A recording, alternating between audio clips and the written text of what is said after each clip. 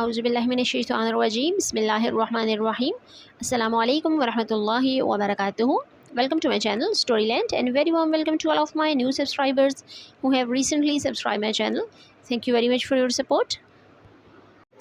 Today we are going to solve the exercise of chapter number 9, Flower Festival, from New Oxford Modern English book 3, and it is the third edition of this book. But before starting my video, if you need essay in English language, please visit my blog. Link is in the description box. और इसके अलावा इस book से related उस chapter से related जितने भी important और नेसेसरी लिंक्स हैं सब डिस्क्रिप्शन बॉक्स में प्रोवाइड कर दिए, आप चेक कर सकते हैं.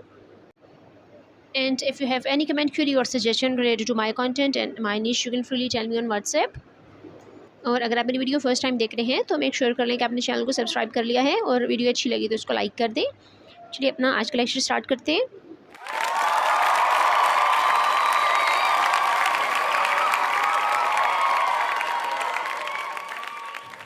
रब्बी ज़िदनी इल्मा, रब्बी ज़िदनी इल्मा, रब्बी ज़िदनी इल्मा. The first section of exercise is comprehension. And question number 1 is, answer the following question. Our first question is, what kinds of landscapes are there in Pakistan? Pakistan में कितनी किस्म के landscapes हैं? Second question is, how do bees help flowers? शहद की मक्खियाँ फूलों की मदद कैसे करती हैं? What is our national flower?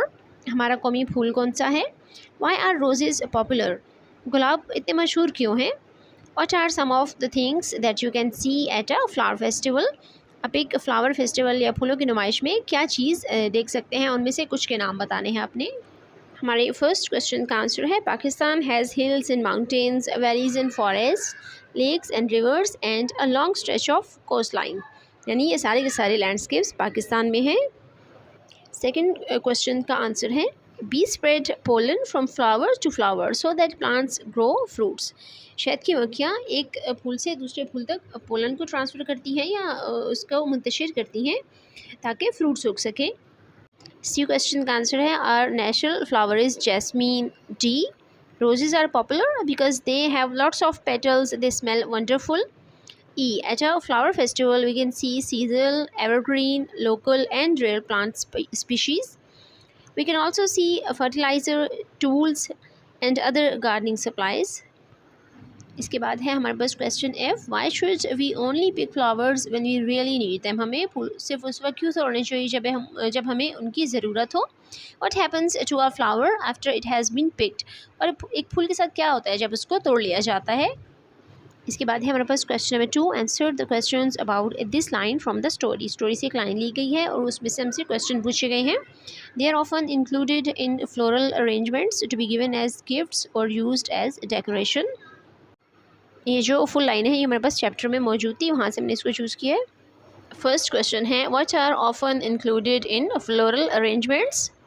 Floral arrangements में अक्सर क्या चीज़ यूज़ की जाती है, तो यहाँ पे रोज़ेज़ की बात हो रही थी. नेक्स्ट है, what is floral arrangement, explain it in your own words, then use a dictionary to check. पहले आपने अपने वर्ड्स में इसको एक्सप्लेन करना है और उसके बाद आपने डिक्शनरी की हेल्प लेनी है चेक करने के लिए कि आपकी डेफिनेशन किस हद तक ठीक है.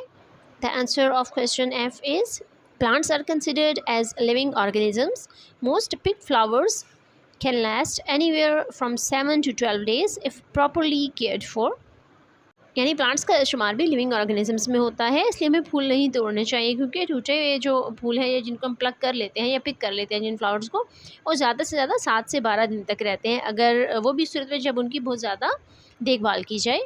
इसके बाद हमारे पास क्वेश्चन ए का आंसर है, रेड रोजेज़, एंड बी है, a decorative arrangement of flowers that is usually given as a present. एक फ्लावर्स को अच्छी तरह से तरतीब दी जाती है, खूबसूरत तरतीब में उनको रखा जाता है और उसको तोहफे के तौर पर इस्तेमाल किया जाता है. इसके बाद है हमारे पास section B of exercise that is working with words. Do you know what these gardening tools are used for, talk about them. क्या आप जानते हैं ये जितने भी गार्डनिंग टूल्स की पिक्चर बनी है ये किस लिए यूज़ होते हैं, इनके बारे में बात करें. एंड नंबर 2 पे है, arrange the following words alphabetically. और उससे नीचे हमें जो वर्ड्स दिए गए हैं A to L, इनको हमने अल्फ़ाबेटिकली अरेंज करना है. टूल्स के नाम देख लेते हैं, watering can, rake, spade, gardening trowel, pruners, lawn mower, scythe and spade. इसके बाद हमें जो वर्ड्स गिवन हैं वो हैं different, monkey, connected, landscape, evergreen, annual, bonsai, roses, valleys, rivers, floral and fragrance. पहले हम अपने गार्डनिंग टूल्स जो हैं उनका यूज़ देख लेते हैं कि वो किस लिए इस्तेमाल किए जाते हैं। A watering can is a container with a long spout which is used to water plants. Number 2 पे है A rake is a type of gardening tool with a handle that ends in a head. You can use a rake for gathering or leveling materials. आप इसकी picture भी देख सकते हैं कि materials को जब लेवल करना होता है यानी उनकी सतह हमवार करनी होती है या उनको इकट्ठा करना होता है तो ये इसलिए यूज़ किया जाता है। इसके बाद जो नेक्स्ट टूल है हमारे पास वो है लॉन मोवर। और यहाँ पे बुक में इसके स्पेलिंग मिस्टेक है, वहाँ पे मूवर यूज़ किया गया है, ये वी नहीं, यहाँ पे डब्ल्यू आएगा। Lawn mower is commonly used to tidy up the garden and also to clear the fields from grass. इससे आप अपने बाग की सफाई भी रख सकते हैं और खेतों वगैरह में से भी खुली जगह से घास वगैरह की सफाई की जाती है, काट दिया जाता है उसको। The name of next tool is scythe. The scythe is an instrument used to cut grass or shrubs. ये घास के अलावा छोटी छोटी झाड़ियों को भी काट सकता है तो इसको इसलिए यूज़ किया जाता है। नेक्स्ट है हमारे पास spade. Spade is a tool used for digging straight edge holes और ट्रेंचेस। एक ऐसे गड्ढा खोदा जाता है, गड्ढा जिसको बोलते हैं, या फिर खंदक वगैरह, ट्रेंचेस बोलते हैं, खंदक को भी बोलते हैं जो ज़्यादा गहरा गड्ढा होता है, तो बिल्कुल जिसके किनारे स्ट्रेट हों, इस किस्म का गड्ढा खोदने के लिए हम स्पेड को यूज़ करते हैं। इसके बाद हमारे पास a garden trowel is a small garden tool which you use for digging small holes और रिमूविंग वीड्स। इससे हम छोटे छोटे गड्ढे बना सकते हैं कोई छोटा पौधा लगाने के लिए, या फिर हम छोटे जो झाड़ झंकार या घास वगैरह है छोटे पैमाने पे काम करता है ये, क्योंकि बाकी टूल्स से तो बड़ी चीज़ें की जाती है ना, बड़ा कोई गड्ढा बनाना है आपने तो आप स्पेड को यूज़ करेंगे, लेकिन छोटी खुदाई करनी है थोड़े लेवल पे तो आप गार्डन ट्रॉवल को यूज़ करते हैं। नेक्स्ट हमें A to L जो वर्ड्स गिवन हैं इनको हमने अल्फ़ाबेटिकली अरेंज करना था, तो स्टार्ट करते हैं। सबसे पहले हमारे पास आ जाएगा एनुअल, इसके बाद सेकंड नंबर पे है बोनसाई, सी पर हमारे पास है कनेक्टेड एंड डी पर है different, next word is evergreen. इसके बाद आ जाएगा हमारे पास floral and next is fragrance. अब ये दोनों एफ से स्टार्ट होते हैं तो हम इसके सेकंड वर्ड को कंसिडर करेंगे क्योंकि एल अल्फ़ाबेटिकली पहले आता है और आर बाद में आता है। नेक्स्ट वर्ड इज़ लैंडस्केप, उसके बाद है मंकी, इसके बाद रिवर्स और रोजेज़ दोनों ही आर से स्टार्ट हो रहे हैं, लेकिन हम इस सूरत में सेकंड वर्ड को देखते हैं, सॉरी सेकंड लेटर को हम कंसिडर करते हैं। और यहाँ पे आई अल्फ़ाबेटिकली पहले आता है और ओ बाद में आता है, इस तरह से हम रिवर्स पहले लिखेंगे और रोजेज़ बाद में। इसके बाद हमारे पास लास्ट वर्ड है वैलीज़। तो next question is question number 3, synonyms are words that have a similar meaning, for example sweet and sugary. ऐसे वर्ड्स जिनका मीनिंग सेम हो लेकिन हम डिफरेंट वर्ड यूज़ करते हैं लेकिन उनका मतलब एक जैसा ही होता है, उसको हम सिनोनिम्स बोलते हैं। एग्जांपल में हमें दिया है एक वर्ड स्वीट एंड शुगरी, दोनों का मतलब होता है मीठा। इस क्वेश्चन का ए पार्ट है find 2 words that are synonyms of smell in the passage. हमें जो चैप्टर दिया गया है उसमें कोई से आपने 2 वर्ड्स बताने हैं जो स्मेल के सिनोनिम्स हो, यानी उनका मीनिंग स्मेल के साथ मिलता जुलता हो। And B is match the words to their synonyms in the table below. हमें एक टेबल गिवन है, इसमें हमने जो सिनोनिम्स हैं उनको मैच करना है, यानी सेम मीनिंग वाले वर्ड्स को मैच कर देना है। इसके ए पार्ट का आंसर है परफ्यूम एंड फ्रेगरेंस। ये दोनों वर्ड्स स्मेल के मीनिंग में यूज़ होते हैं और हमें चैप्टर में गिवन है। इसके बाद बी जो पार्ट है उसका आंसर है pretty, beautiful, kinds, types, purpose, reason, help, aid. ये जो दोनों पेयर्स हैं ना इन सब वर्ड्स के, इन सब का मीनिंग तकरीबन सेम ही है। प्रिटी मीन प्यारा और ब्यूटीफुल खूबसूरत, काइंड्स इकसाम, टाइप्स ऑल्सो इकसाम, पर्पस मकसद एंड रीज़न वजह, हेल्प मदद एंड एड इज़ ऑल्सो मदद। The next section of exercise is section C, learning about language, grammar. Question number 1 is write a few sentences about a vase of flowers using at least 4 of these prepositions in your sentences। और अपने sentences में आपने at least चाहे कम अज़ कम, यानी कम अज़ कम 4 आपने prepositions use करने हैं जो हमें given है। prepositions हमें जो given है वो है with, in, on, under, behind, beside, from, into and near। prepositions वो words होते हैं जो किसी भी subject की position को ज़ाहिर करते हैं कि वो इस वक्त कहाँ है as compared to its surroundings। यानी कोई चीज़ किसी चीज़ के साथ पड़ी है या कोई इंसान है तो वो कहाँ खड़ा है, इस तरह से मतलब उसकी पोजीशन बताते हैं ये। इसके बाद है हमारे पास homophones. Homophones are words that are pronounced in a similar manner to another word but have a different spelling or meaning. Homophones ऐसे वर्ड्स हैं जो बिल्कुल दो वर्ड्स सेम स्टाइल में बोले जाते हैं, कोई डिफरेंस नहीं होता उसमें, प्रोनाउंसिएशन में कोई डिफरेंस नहीं होता, लेकिन उनका मीनिंग या उनके स्पेलिंग दोनों ही काफ़ी मुख्तलिफ होते हैं एक दूसरे से। क्योंकि पहले हमने सिनोनिम्स का पढ़ा, उसमें मीनिंग सेम होता था और स्पेलिंग या वर्ड्स टोटली डिफरेंट होते थे, तो ये उसका अपोजिट समझ लें कि इसमें प्रोनाउंसिएशन सेम होती है लेकिन वर्ड्स भी मीनिंग भी डिफरेंट होता है और स्पेलिंग्स भी। पहला एग्जांपल यहाँ पे हमें दिया है प्लेन का। प्लेन PLAIN, प्लेन फर्स्ट जो है उसमें आई यूज़ हो रहा है, नॉट डेकोरेटेड और कॉम्प्लिकेटेड, सिंपल, कोई भी सादा सी चीज़ है जो बहुत ज़्यादा सजावट नहीं हुई जिसमें, या बहुत ज़्यादा वो कॉम्प्लिकेटेड नहीं है, तो उसको हम बोलते हैं plane. And next is also plane, PLANE, plane, a flying vehicle with wings and engine, एक ऐसी उड़ने वाली मशीन या गाड़ी, व्हीकल बोलते हैं गाड़ी को, कि जिसमें पर लगे हों और इंजन भी लगा हो, उसको हम प्लेन बोलते हैं। हम दोनों को बोलने का स्टाइल बिल्कुल सेम है, दोनों को ही प्लेन पढ़ेंगे। Look at the following sentences, नीचे जो सेंटेंसेस दिए गए इनको देखिए। ए सेंटेंस है हमारे पास, डू यू सेल फ्रूट्स, क्या आप फ्रूट बेचते हैं? A, sell here means to give something to somebody in exchange for money. पहले सेंटेंस में जो सेल वर्ड यूज़ हुआ है इसका मतलब है किसी इंसान को आप कोई चीज़ जब चेंज करते हैं पैसों के बदले तो उसको हम बेचना बोलते हैं, sell. B, he is in a prison cell, वो एक जेल में है। B, cell here means a room for prisoners in a prison, police station, किसी भी पुलिस स्टेशन में या कैद खाने के अंदर जब वो जेल में होता है तो एक छोटा सा रूम दिया जाता है हर कैदी को, तो उसको हम सेल बोलते हैं, CELL। अब प्रोनाउंस इन दोनों को सेम ही करेंगे। अब यहाँ पे हम वेज के रिलेटेड 4 सेंटेंसेस राइट करेंगे। The vase is on the table, यहाँ पे हमने ऑन का यूज़ किया है। There are colourful flowers in the vase, यहाँ पे हम सेकंड जो प्रपोजिशन यूज़ करें that is in. I pick them from garden, यहाँ पे जो इस थर्ड सेंटेंस में प्रपोजिशन यूज़ हुआ है वो है from. And last sentence is the vase is behind a glass, जो वेज है यानी गुलदान है वो ग्लास के पीछे पड़ा है, यहाँ पर बिहाइंड का वर्ड यूज़ हो रहा है। इस तरह चारों सेंटेंसेस में हमने एक एक करके 4 प्रपोजिशंस यूज़ कर लिए हैं। इसके बाद हमारे पास जो नेक्स्ट क्वेश्चन है that is question number 2, choose the correct homophones from the given choices. हमें 2 चॉइसेस गिवन है, यहाँ पे जो वर्ड्स हमें दिए गए हैं वो दोनों होमोफोन्स हैं, यानी इनको बोलने का स्टाइल सेम है लेकिन मीनिंग डिफरेंट है, और हमने अकॉर्डिंग टू द मीनिंग उसको उस सेंटेंस के अंदर फिट करना है। पहला हमारे पास ही डजंट ईट डैश, यहाँ पे एक मीट गोश्त के लिए यूज़ होता है और दूसरा मुलाकात के लिए।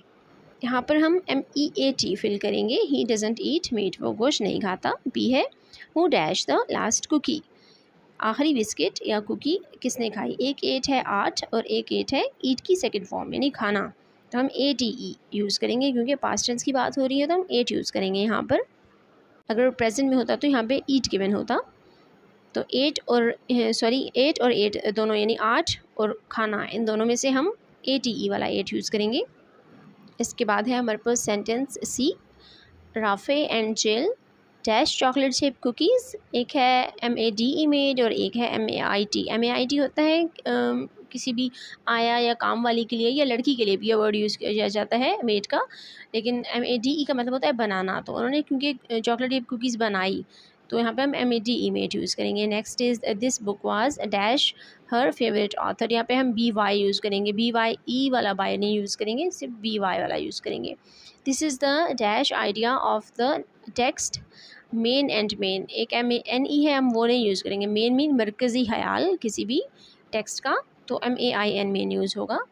नेक्स्ट इज़ मेल और female.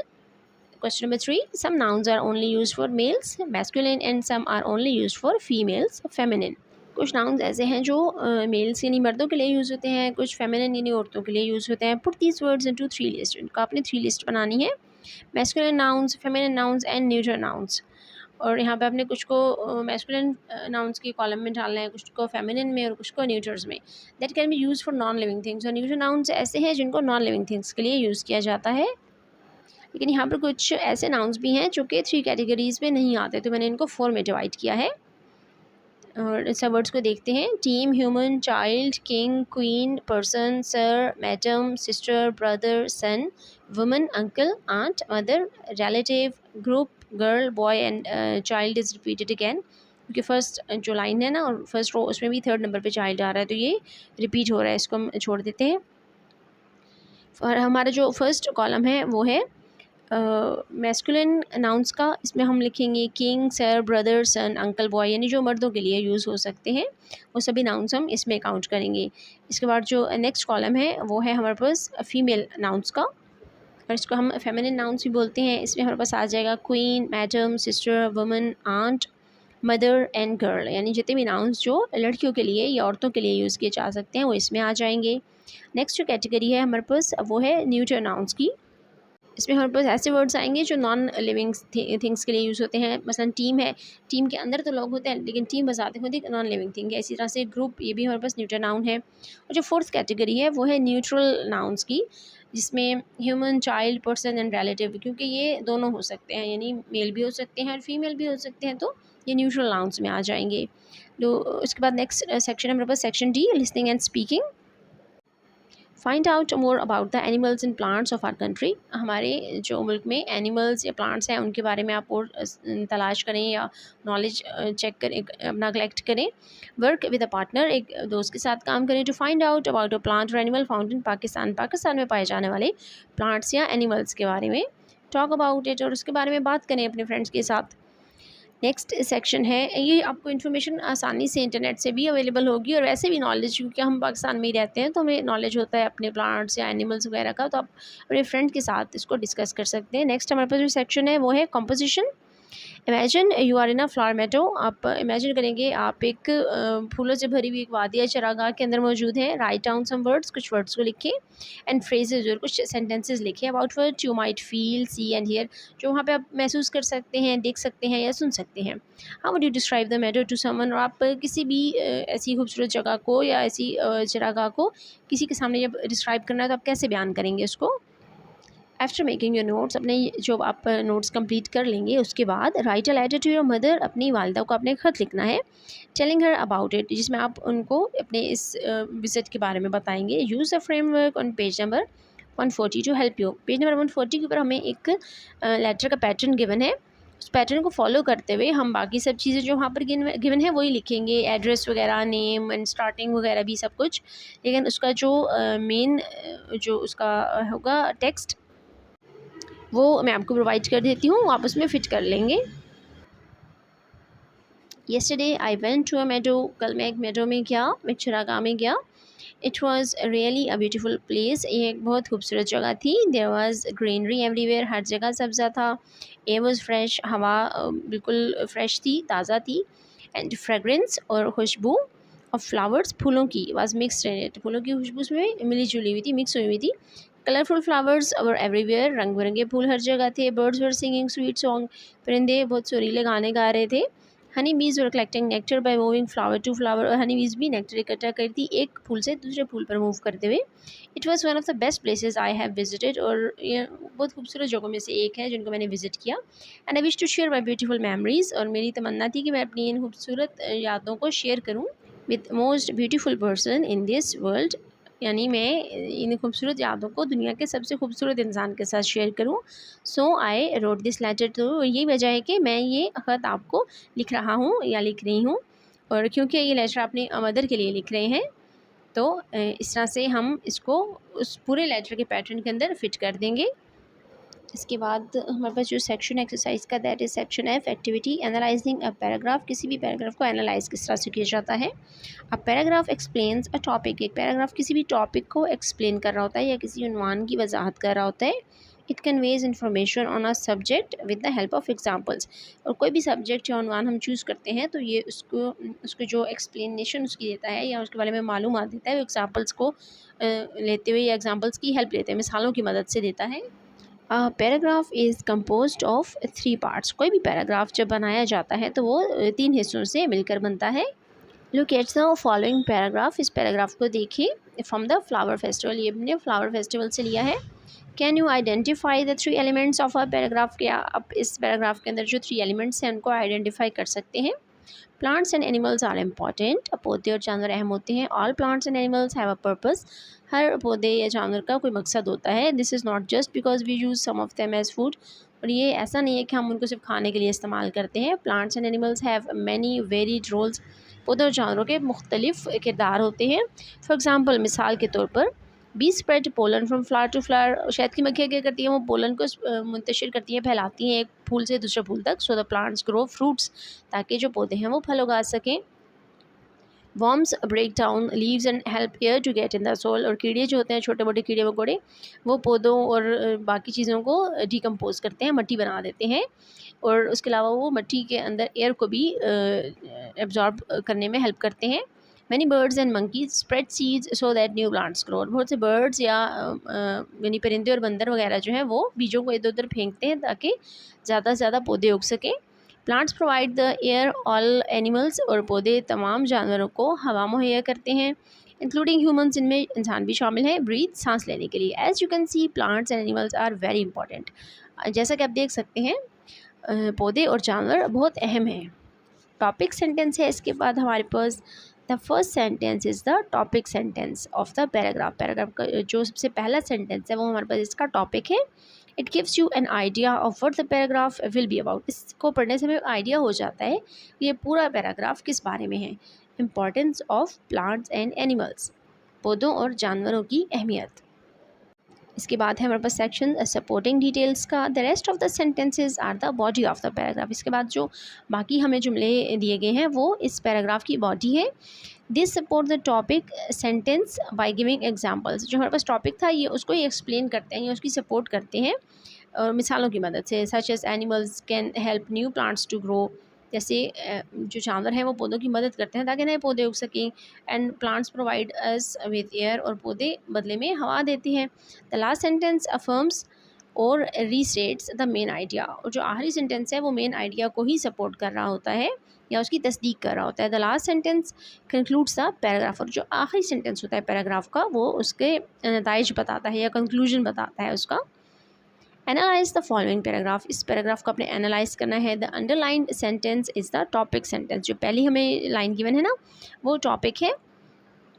Can you underline 3 supporting details, क्या आप 3 सपोर्टिंग डिटेल्स को अंडरलाइन कर सकते हैं। Maintaining a balance diet can help improve our health, अगर हम बैलेंस डाइट खाएंगे, मुनासिब ग़िज़ा खाएंगे तो उससे हमारी सेहत अच्छी हो जाएगी, सेहत को अच्छा होने में मदद मिलेगी। A balance diet means adding a variety of foods to your diet, balance diet का मतलब होता है बहुत सारे मुख्तलिफ़ किस्म के खुराक को अपनी डाइट में शामिल करना। This includes fruit and vegetables, इनमें फल और सब्जियाँ शामिल हैं। Proteins, carbohydrates and dairy, proteins भी शामिल हैं इसमें, कार्बोहाइड्रेट्स भी, और डेयरी यानी डेयरी से हासिल होने वाली चीज़ें, दूध, मक्खन, अंडे वगैरह। Balance diet provides all the nutrients, कि बैलेंस डाइट हमें हर किस्म के ग़िज़ाई अज्जा मुहैया करती है। Fruits and vegetables gives us important vitamins, whereas proteins give us energy and help us grow. फलों और सब्जियों से तो हमें विटामिन हासिल होते हैं, जबकि प्रोटीन से हमें एनर्जी मिलती है ताकि हम बड़े हो सकें, ग्रो कर सकें, नशोनुमा पा सकें। देयरफॉर ये वजह है our diet should be balanced and contain a variety of different healthy foods, और ये वजह कि हमारी खुराक में मुख्तलिफ़ किस्म की चीज़ें शामिल होनी चाहिए। और हेल्दी फूड्स भी सेहतमंद किस्म की, यानी जंक या डाइट फूड नहीं हो जिसमें नेचुरल या ऑर्गेनिक होती हैं जो। यहाँ पर a balance diet provide us all nutrients we need, fruits and vegetables gives us important vitamins, whereas proteins gives us energy and help us grow. यहाँ तक की जो 3 सेंटेंसेस हमें गिवन है इसको हम सपोर्टिंग डिटेल के तौर पर अंडरलाइन कर लेंगे। इसके बाद हमें नेक्स्ट पेज पर एक प्रोजेक्ट गिवन है, द इम्पॉर्टेंस ऑफ ट्रीज़, दरख्तों की अहमियत। Adil's favourite hobby is gardening, Adil का जो महबूब मशगला है या पसंदीदा मशगला है वो है बागबानी यानी gardening. He spends every evening in his garden tending to his plants, वो हर शाम अपने बाग में गुजरता है अपने पौधों के साथ। He waters them and make sure they are getting enough sunlight, उनको पानी देता है और इस बात का यकीन करता है कि उनको अच्छे से धूप लग रही है यानी सूरज की रोशनी मिल रही है। एवरी डे हर रोज़ the news about even more trees being cut down makes Adil sadder and sadder, और रोज़ाना खबरों में जब आदिल सुनता है दरख्तों के कटने की खबर तो वो ज़्यादा से ज़्यादा उदास होता चला जाता है। जस्ट दिस मॉर्निंग, इसी सुबह, ही रेड एन आर्टिकल, उसने एक आर्टिकल पढ़ा इन द न्यूज़पेपर, अखबार में, in which an entire forest area was being cut down to make space for a new building, जहाँ पे एक पूरा जंगल का इलाका काट दिया गया एक नई बिल्डिंग को बनाने के लिए। यहाँ पर हमें पिक्चर भी दिखाई गई है टुडे न्यूज़ टुडे और ट्यूसडे 10 फरवरी 2011। फॉरेस्ट एरिया का down to make space for new buildings, ये है न्यूज़ कि जंगल का इलाका काट दिया गया है, साफ़ कर दिया गया ताकि वहाँ पर एक नई बिल्डिंग बनाई जा सके। Islamabad, private builders by land in the ones lush green land of Islamabad business area. यहाँ पर हमें बताया जा रहा है कि इस्लामाबाद की खबर है और यहाँ पे प्राइवेट बिल्डर्स ने एक ज़मीन खरीदी है इस्लामाबाद के बिजनेस एरिया में। The builders have started cutting down a great number of trees, और इन बिल्डर्स ने बहुत ज़्यादा तादाद में दरख्त काटे हैं to make space for new building, नई बिल्डिंग के लिए जगह बनाने के लिए। People living in the area have started expressing their anger over the cutting down of trees, वहाँ पे जो लोग रहते हैं उन्होंने अपने गुस्से का इजहार करना शुरू कर दिया दरख्तों के काटे जाने पर। वन रेजिडेंट एक्सक्लेम्स, एक जो रहायशी है उसने क्लेम किया है कि all our forest have disappeared, हमारे तमाम जंगलात गायब हो गए हैं। There are now buildings everywhere, और हर जगह इमारतें ही इमारतें हैं। We need our trees back, हमें अपने दरख्त वापस चाहिए। इसके बाद हमारे पास एक और प्रोजेक्ट है, let's save trees for Pakistan, चलें पाकिस्तान के लिए दरख्तों को बचाएं। Pakistan needs more trees, Pakistan को और दरख्तों की ज़रूरत है। और क्लाइमेट इज़ चेंजिंग रैपिडली, हमारा जो माहौल है या क्लाइमेट, हमारी जो माहौलियाती तब्दीली है वो बहुत तेज़ी से वाक़या हो रही है। Which is not a good thing for the earth, जो कि ज़मीन के लिए अच्छा नहीं है। Fewer trees also means lesser rain, कम दरख्तों का मतलब होता है कम बारिशें। And we need rain to survive, हमें ज़िंदा रहने के लिए बारिशों की ज़रूरत है। To save Pakistan trees, Pakistan के दरख्तों को बचाने के लिए we must plant a tree for every tree that is being cut down, हमें क्या करना है कि हर जो दरख्त काटा जाए उसकी जगह एक दरख्त लगाना है। Have you ever planted one, क्या आपने कभी एक लगाया है? इट्स क्वाइट ईजी, बहुत आसान है। This picture will guide you, pictures आपको गाइड करेंगी। हमारे पास एक फैक्ट फाइल भी गिवन है, forest cover 31% of the earth surface, ज़मीन की सतह पर तकरीबन 31% जंगलात हैं। Every country should have at least 25% of the land covered in forest, हर मुल्क के पास तकरीबन 25% एरिया जो है वो जंगलात का होना चाहिए। Less than 6% of total land of Pakistan is covered by forest, और पाकिस्तान में ये रेशो कितनी है? ओनली 6%। आप अंदाज़ा कर सकते हैं कि कितने कम दरख्त है पाकिस्तान में। चलिए अब ट्री प्लांटेशन के स्टेप्स को देखते हैं। नंबर 1 है हमारे पास डिग अ होल, एक गड़ा खोदें। Number 2, put your seeds in the hole and cover it with soil, अपने बीज उस मिट्टी में उस गड़े में डालें और उसको मिट्टी से कवर कर दें। नंबर 3 पर है वाटर द प्लांट्स, पौधों को पानी दें। नंबर 4 पर है make sure it gets enough sunlight, उस बात का यकीन करेंगे उसको अच्छी रोशनी या सूरज की धूप मिल रही है। Number 5, look after your plants, अपने जो पौधा आपने लगाया है उसका ख्याल भी रखें। Some other ways you can help save trees, कुछ है और ऐसे तरीके जिनसे आप दरख्तों की हिफाजत कर सकते हैं या दरख्तों को बचाने में मदद कर सकते हैं। Number 1, most paper is made from trees, ज़्यादातर कागज़ दरख्त से बनाया जाता है। सो डोंट वेस्ट पेपर, कागज़ को ज़ाया मत करें। Number 2, borrow share and donate books, और बुक्स आप शेयर भी करें, डोनेट भी करें और दूसरों से लें भी, बोरो भी करें। नंबर 3 है रिड्यूस रीयूज़ रिसाइकल, आप चीज़ों का इस्तेमाल कम से कम करें, उनको रीयूज़ करें, उनको रिसाइकिल करें। Try to use less paper products, कम से कम पेपर प्रोडक्ट यूज़ करने की कोशिश करें, सच एज टिश्यू वगैरह। Use more recycle products instead, और जो चीज़ें रिसाइकल होकर बनाई जाती हैं आप उनका ज़्यादा इस्तेमाल करें। Group discussions, can you think of 2 more ways that can help us save our trees and the environment, क्या आप कोई सी 2 और चीज़ों या और 2 तरीक़ों के बारे में बात कर सकते हैं जिससे दरख्तों को या माहौल को बचाया जा सकता है? इस क्वेश्चन को आप अपने फ्रेंड्स, सिबलिंग्स या फैमिली के साथ भी डिस्कस कर सकते हैं। This was the end of this lecture, hope you liked it. Thank you for watching. सुब्हानकल्लाहुम्मा व बिहम्दिका नशहदु अल्ला इलाहा इल्ला अंता नस्तगफिरुका व नतूबु इलैक। अस्सलामु अलैकुम व रहमतुल्लाहि व बरकातुहू।